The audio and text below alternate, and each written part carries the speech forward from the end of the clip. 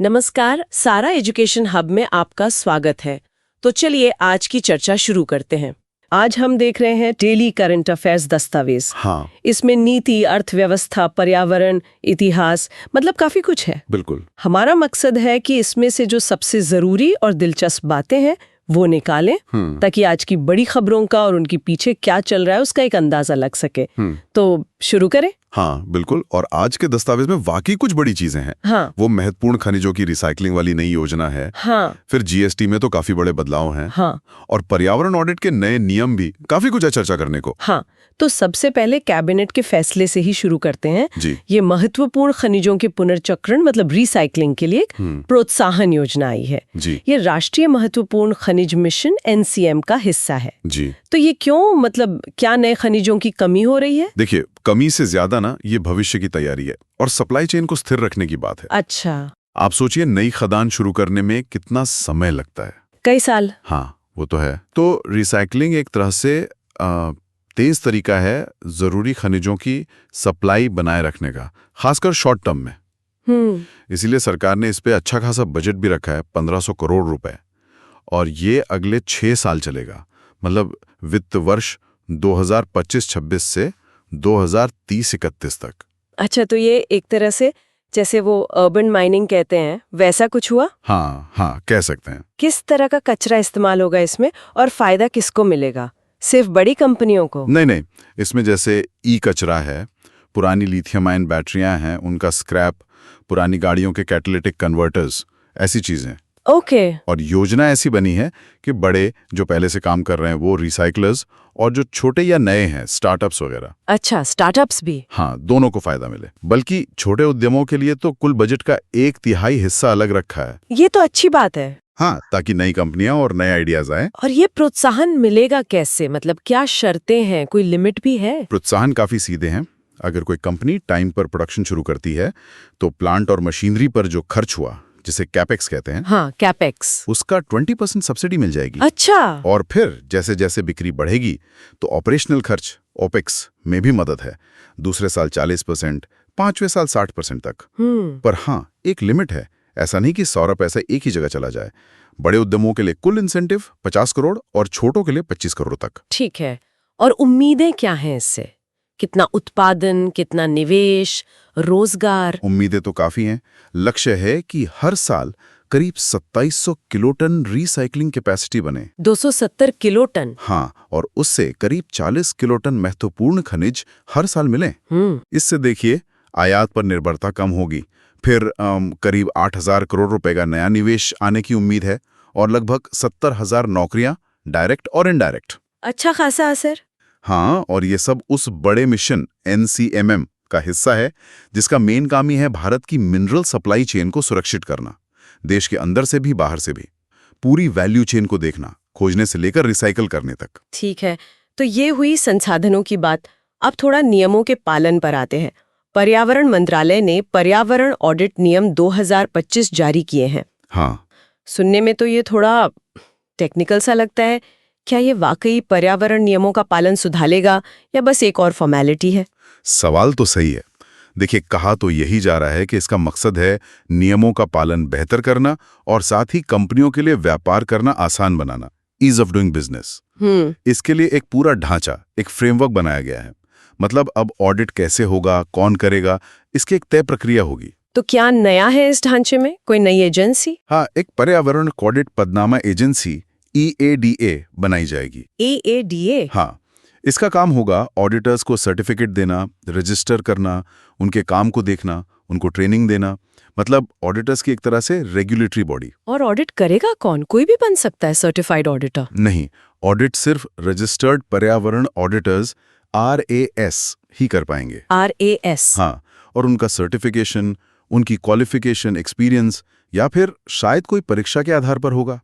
और सबसे खास बात, किसी प्रोजेक्ट के लिए ऑडिटर का चुनाव रैंडम तरीके से होगा। रैंडम? क्यों? ताकि ऑडिटर और कंपनी में कोई मिलीभगत ना हो, ऑडिट निष्पक्ष रहे। अच्छा, ये रैंडम वाली बात तो दिलचस्प है। इससे पारदर्शिता बढ़ सकती है। बिल्कुल। इन RAS की जिम्मेदारियां क्या क्या होंगी? काफी कुछ है, जैसे सैंपल लेना, उनका एनालिसिस करना, अगर कहीं पर्यावरण को नुकसान हुआ है तो उसका मुआवजा कितना बनता है वो कैलकुलेट करना।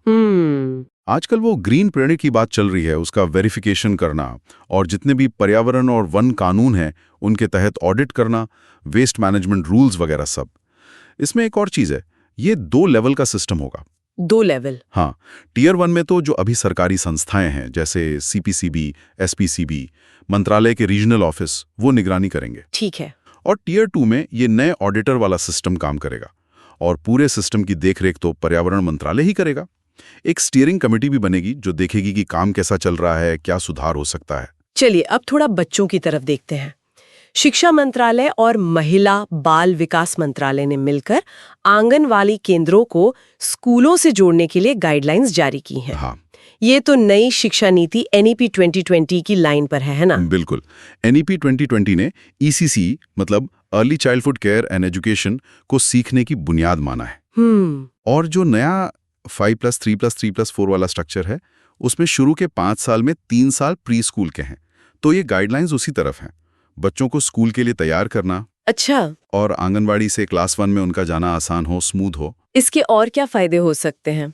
और अभी कितने आंगनवाड़ी स्कूलों के साथ जुड़े हैं? फायदे और भी हैं, जैसे स्कूल और आंगनवाड़ी के पास जो बिल्डिंग है, खेलने की जगह है, उसका बेहतर इस्तेमाल हो सकेगा। हाँ, ये तो है। शिक्षा और पोषण वाले विभागों में तालमेल भी बढ़ेगा। और अभी की बात करें तो करीब 9.16 लाख स्कूल हैं देश में। उनमें से लगभग 2.9 लाख स्कूलों में आंगनवाड़ी पहले से ही या तो उसी कैंपस में है या बिल्कुल पास में। अच्छा, तो ये बिल्कुल नया नहीं है? नहीं, बस अभी से और व्यवस्थित और बड़े पैमाने पर करने की कोशिश है। इन गाइडलाइंस में कुछ खास सिफारिशें भी हैं कि ये साथ में कैसे काम करें। हाँ, क्या है वो सिफारिशें? जैसे दूरी का कुछ है। हाँ, दूरी का ध्यान रखा है। शहरों में 500 मीटर और गांवों में 1 किलोमीटर से ज्यादा दूर न हो स्कूल और आंगनवाड़ी। ठीक है। प्राथमिकता उन आंगनवाड़ियों को दी जाएगी जहां हाशिए वाले समूहों के बच्चे ज्यादा हैं, जैसे गरीब तबके के, आदिवासी इलाकों के या प्रवासी मजदूरों के बच्चे। और उन स्कूलों को भी प्राथमिकता मिलेगी जहां पहले से बाल वाटिका या प्री प्राइमरी क्लास नहीं है। और एक छोटी सी बात है कि कोशिश होगी कि आंगनवाड़ी का गेट स्कूल से अलग हो। अच्छा, और वो मिशन सक्षम आंगनवाड़ी और पोषण 2.0 भी तो है इसी से जुड़ा। उसमें क्या क्या सेवाएं मिलती हैं आंगनवाड़ी में? हाँ, वो अम्ब्रेला स्कीम है। उसमें मुख्य तौर पर 6 सेवाएं हैं। सप्लीमेंट्री न्यूट्रिशन बच्चों और गर्भवती धात्री महिलाओं के लिए, 3 से 6 साल के बच्चों के लिए pre school non formal education, पोषण और स्वास्थ्य की जानकारी देना, टीकाकरण में मदद, हेल्थ चेकअप और जरूरत पड़ने पर रेफरल सर्विसेज। ये सब मिलकर बच्चों के शुरुआती विकास में मदद करते हैं। बहुत अच्छे। अब आते हैं अर्थव्यवस्था की बड़ी खबर पर। GST काउंसिल ने अगली पीढ़ी के सुधारों को मंजूरी दी है। कहा जा रहा है कि आम लोगों पर टैक्स का बोझ कम होगा। हाँ, सबसे बड़ा बदलाव क्या है? सबसे बड़ा बदलाव है टैक्स स्लैब का।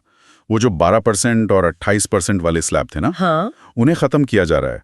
अब सिर्फ 2 मेन रेट होंगे, 5% जिसे मेरिट रेट कह रहे हैं शायद जरूरी चीजों के लिए। अच्छा, मेरिट रेट। और 18% जो स्टैंडर्ड रेट होगी। और ये 22 सितंबर 2025 से लागू होगा। सिर्फ 2 स्लैब? ये तो सुनने में बहुत सिंपल लग रहा है। तो क्या रोजमर्रा की चीजें सस्ती होंगी? हाँ, कई जरूरी चीजों पर असर पड़ेगा, जैसे दूध, पनीर, चपाती, पराठा, इन पर 0 GST। 0? वाह। हाँ, टॉयलेटरीज, ज्यादातर दवाएं, साइकिल, खेती के औजार, ये सब 5% में। और जो चीजें पहले सबसे ऊपर 28% में थी, जैसे छोटी कारें, टीवी, AC, फ्रिज, हाँ, वो अब 18% में आ जाएंगी।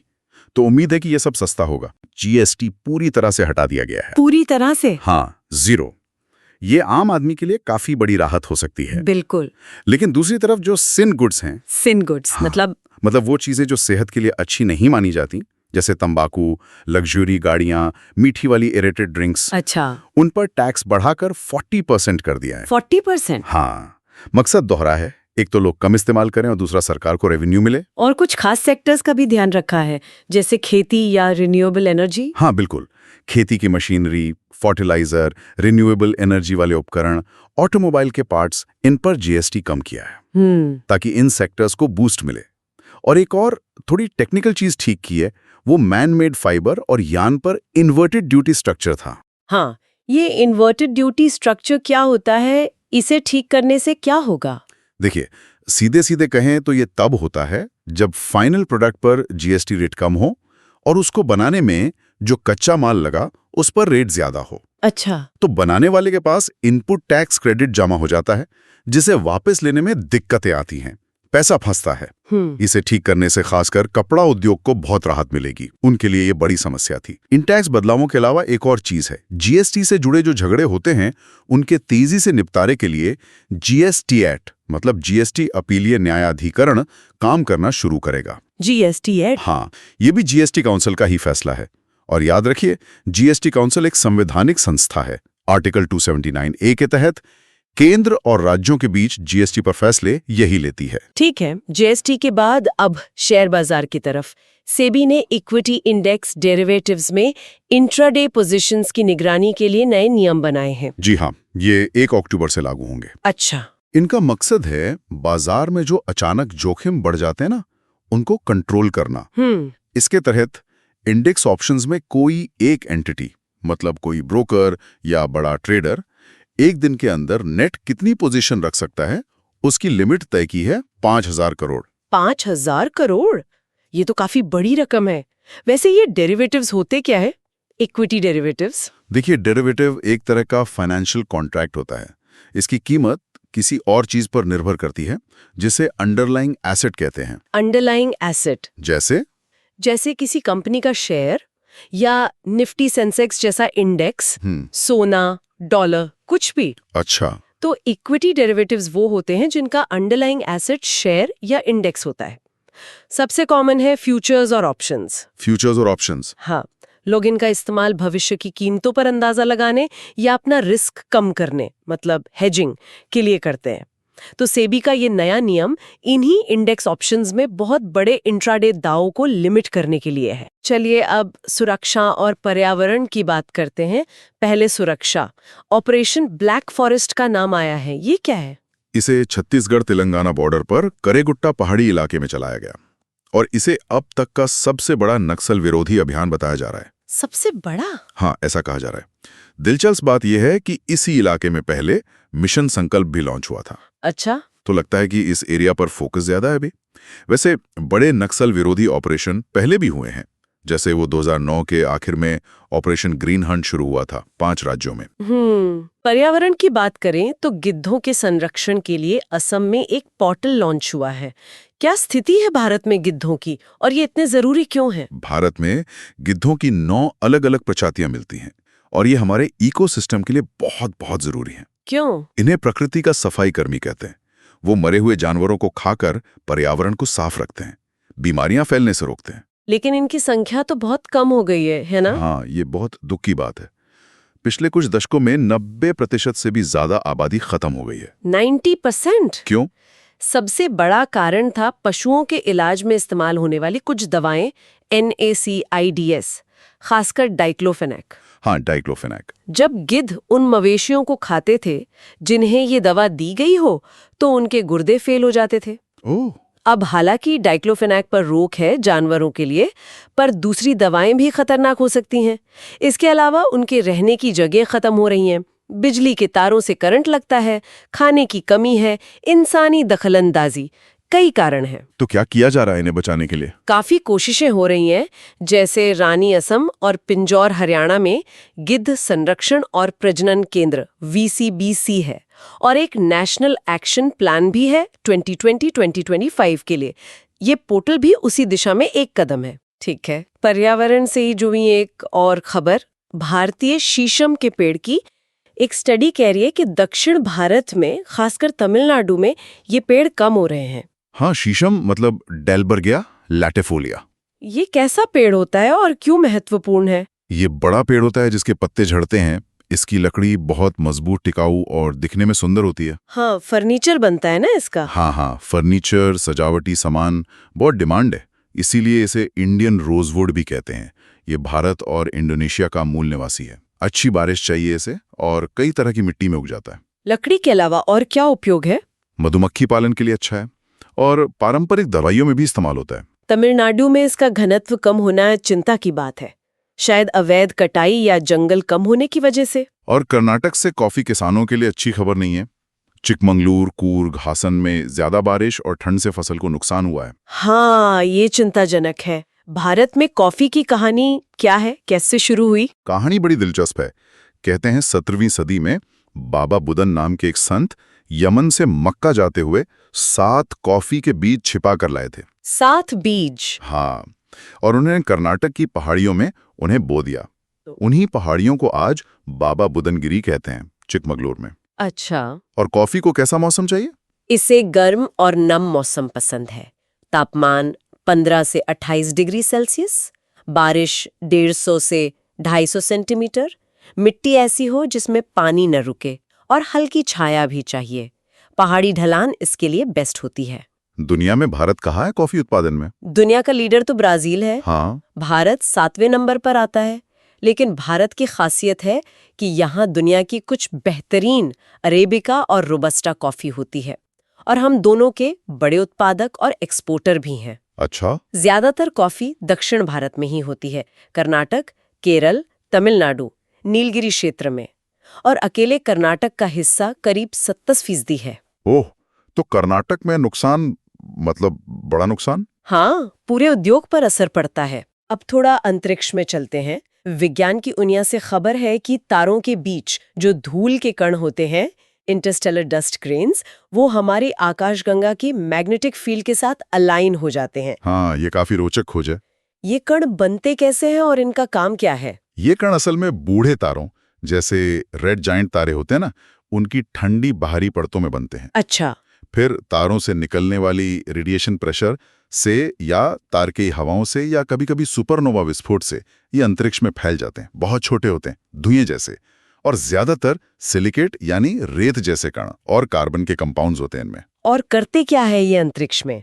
दिखने में भले ही छोटे हों, पर नए तारे और ग्रह बनने में इनका बहुत बड़ा हाथ है। कैसे? जब गैस और धूल का कोई बड़ा बादल, जिसे मॉलिक्यूलर क्लाउड कहते हैं, सिकुड़ना शुरू करता है, तो ये धूल के कण उस बादल को ठंडा रखने में मदद करते हैं। ठंडा रखने में? हाँ, ये गर्मी को बाहर निकलने देते हैं और बाहर की हानिकारक रेडिएशन से अंदर के हिस्सों को बचाते भी हैं।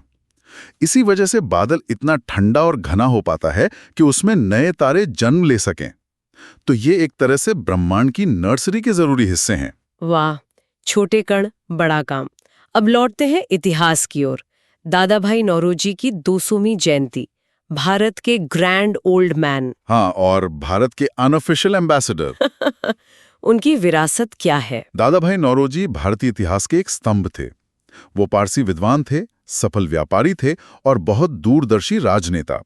इंडियन नेशनल कांग्रेस के संस्थापकों में से एक। हाँ, और 3 बार अध्यक्ष भी रहे। बिल्कुल। 1886, 1893 और 1906 में। उनकी विरासत बहुत फैली हुई है। सबसे महत्वपूर्ण योगदान क्या माने जाते हैं उनके? कई हैं। समाज सुधार में उन्होंने औरतों की शिक्षा पर बहुत जोर दिया। बॉम्बे में लड़कियों के स्कूल खुलवाए। पारसी समाज में सुधार के लिए रास्त गोफ्तार नाम का अखबार निकाला। लेकिन उनका सबसे ज्यादा जाना माना और असरदार काम था आर्थिक क्षेत्र में। वो ड्रेन ऑफ वेल्थ थ्योरी। हाँ, धन की निकासी का सिद्धांत। बिल्कुल। उन्होंने आंकड़ों से ये दिखाया कि कैसे ब्रिटिश राज की नीतियां, भारी टैक्स, अंग्रेज अफसरों की सैलरी पेंशन, भारत से इंग्लैंड भेजा जाने वाला पैसा, कैसे ये सब भारत को आर्थिक रूप से कमजोर कर रहा था। उनकी किताबें पॉवर्टी ऑफ इंडिया और poverty and un-British rule in India इसी पर आधारित हैं। इसने भारतीय राष्ट्रवाद की आर्थिक सोच की नींव रखी। ये ड्रेन थ्योरी तो उस समय बहुत क्रांतिकारी रही होगी। हाँ, बिल्कुल। उनके राजनीतिक योगदान के बारे में भी बताएं। राजनीति में वो उदारवादी थे, संवैधानिक तरीकों में विश्वास रखते थे। याचिका, प्रार्थना, विरोध प्रदर्शन। उन्होंने लंदन में रहकर भी भारत की आवाज उठाई। वहां लंदन इंडियन सोसाइटी और ईस्ट इंडिया एसोसिएशन जैसे संगठन बनाए ताकि अंग्रेजों को भारत की असलियत पता चले। और वो ब्रिटिश संसद में चुने जाने वाले पहले भारतीय भी थे। हाँ, ये बड़ी उपलब्धि थी 1892 में लिबरल पार्टी से।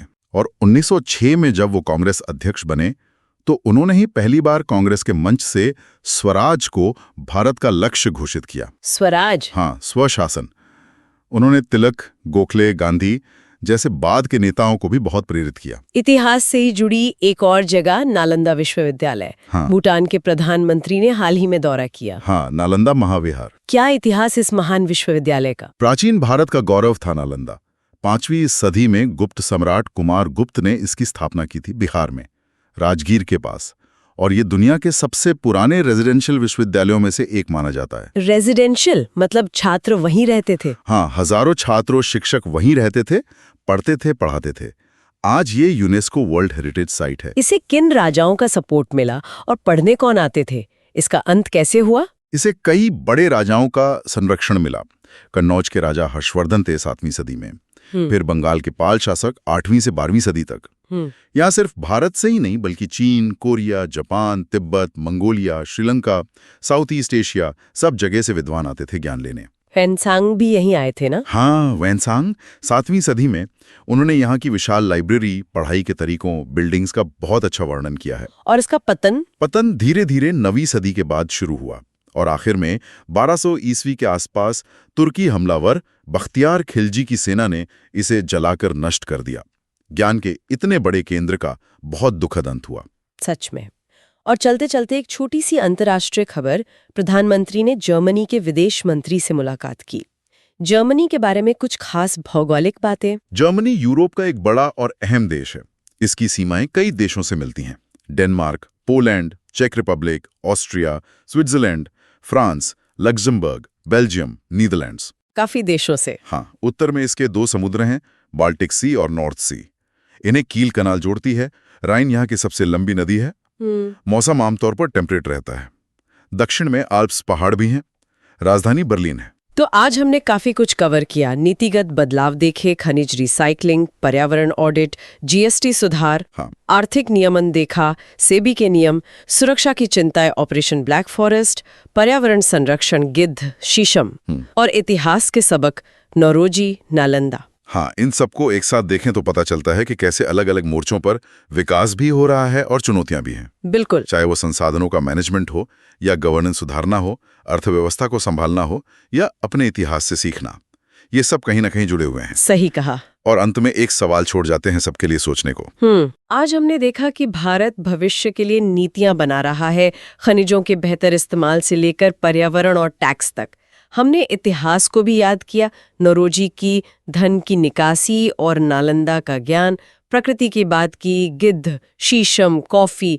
तो सवाल यह है कि क्या आज की नीतियां इतिहास के उन कड़वे अनुभवों से सीखकर वाकई एक ऐसा भविष्य बना पाएंगी जो सस्टेनेबल भी हो और सबके लिए न्यायपूर्ण भी? विचारणीय प्रश्न है। इसी सवाल के साथ आज की चर्चा यहीं समाप्त करते हैं। अगर आज की चर्चा आपको पसंद आई हो तो वीडियो को लाइक, शेयर और चैनल को सब्सक्राइब करना ना भूलें। शुक्रिया।